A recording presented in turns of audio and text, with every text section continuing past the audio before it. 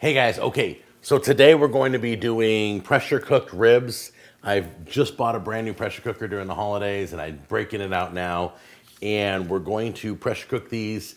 This is about 5 pounds of ribs and I'm gonna do it in about 15 to 8, I think it's 18 minutes. I gotta check the book. So what we're gonna do is we're gonna prepare the meat first and then we're going to show you the pressure cooker, okay? Let's get our ribs ready first. All right, first thing I do is gently get up under this little lip here. And I just hold this slab of meat and I cut right across the bones to get this boneless beauty right off. We're gonna cook this, we're gonna save this off to the side, okay? All right, next thing I like to do is cut the top off of this and then we're gonna have our ribs. And if you feel, take your finger here, you'll feel the top of the bones. Okay, I've done this before, and it goes all the way to here. See how it curves? See that? I'm just pulling the ribs right out.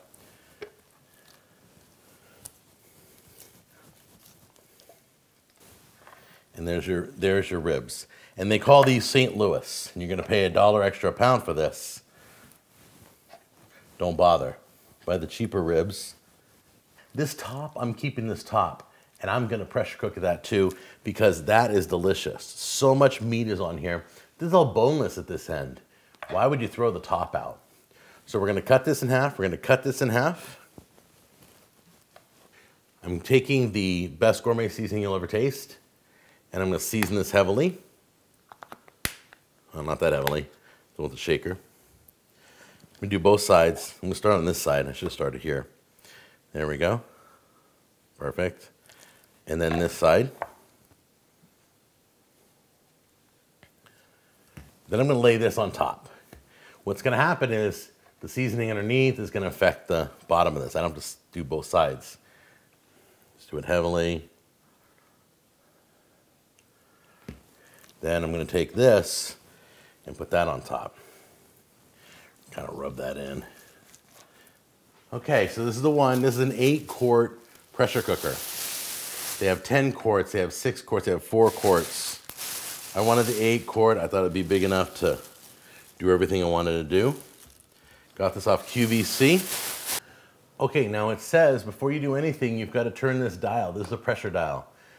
All right, you're gonna to exhaust and let it out. You do that. You turn. There's a black arrow right here. So it says exhaust here. If I turn it to there, it says airtight. It's lined up. You want this to be airtight. That's how the pressure builds up. And then you can turn to here also to exhaust, to let out the steam. Got to be real careful. Steam's coming out of this, okay? So let's put it to airtight because we're going to get started on this. Okay, so to open it, it looks like you have to rotate it. It locks back here. So you rotate it and then lift. And I love how it holds it in place. So I'm gonna get this all washed and bring it back here, okay? Oh, look, we got some little measuring cup and a spoon. Right there. Right there. And then I'm just take this extra meat, boneless stuff and just throw it in there too. Throw that in there. This is your last chance to hit it with a little extra seasoning if you feel like you didn't get it enough. Now, really quick, do you guys remember when I went to the apple barn? Do you remember I went to the apple barn and I got that apple cider? Well, that's what I'm using. I'm going to use some apple cider. I'm going to pour it in here. I'm using approximately 3 cups of liquid. All right, so it's plugged in. Let's do meat and chicken. And how do you start it? Oh. I think it started. All right, so right now it's building up pressure. It could take 5 to 10 minutes and then the timer will start going. Once pressure is reached, it's in the airtight position. So we want to leave it like that. And I will let you know if anything goes wrong. I read all my instructions. I didn't take the stickers off the top. I should do that, huh? I just leave it. Okay, so it's airtight and it's going. Okay, as you can see, now we have 18 minutes left. It beeped once it reached the optimum pressure, and now it is cooking the ribs, and it'll be done in about 18 minutes. We'll take a look. Now this is the perfect time to go preheat your oven now. Go over to your oven and get that about 400 degrees because we're gonna finish them off in the oven. I'll show you exactly how in a moment. The safe way to do this, you're working with pressure and you're working with steam. This is done. It's already ended.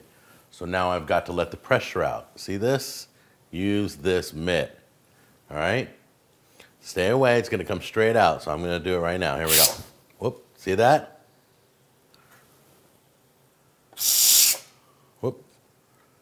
Wow, that comes out pretty fast.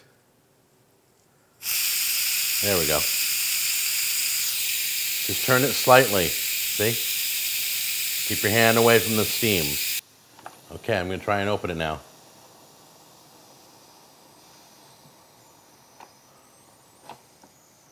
Okay, you ready? Let's take a look. Oh my gosh, that's crazy. All right, let me get it out of the pressure cooker. Can you see in there? You can't see in there, can you? Hold on. Here we go. Now can you see in there? Look at that. All right, now I've got these all out on a cookie sheet. I'm saucing them right now. If you've never seen this is the best hot barbecue sauce you'll ever taste. If you've never seen it, look how thick that is. I mean, you literally have to push it around these ribs. So I got them all coated now with my sauce. They're looking real good. I'm gonna pop these in the oven at 400 degrees just to get it caramelized and crispy on the outside. It's already moist and tender. Let's get them in the oven and then we'll be right back. Okay, so there it is. That's your pressure cooker ribs. They came out flawless. The outside's now crispy. The inside's fully cooked and tender. You can see that little bit of goodness right there. That's the boneless piece I cut off. And it's just ready to be tried. I don't know what else to say. That just looks delicious. Okay, here we go. Here's the test. See that bone right there? See the meat right there? Comes right off. The bone is perfectly clean. The meat is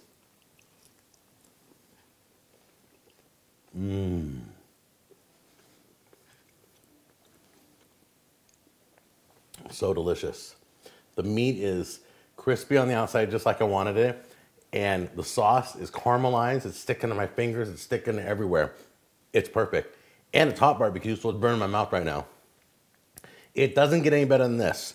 I'm gonna sit here and have some lunch. You guys, this is just one of many recipes coming. I'm gonna do more with the pressure cooker. We're gonna do vegetables and potatoes. We're gonna go as far as we can. I might even do rice in this. I'm not a rice guy. If you think of something you want me to cook in this pressure cooker, we'll try it out, okay? In the meantime, I'll see you on the next episode. Take care. Bye-bye.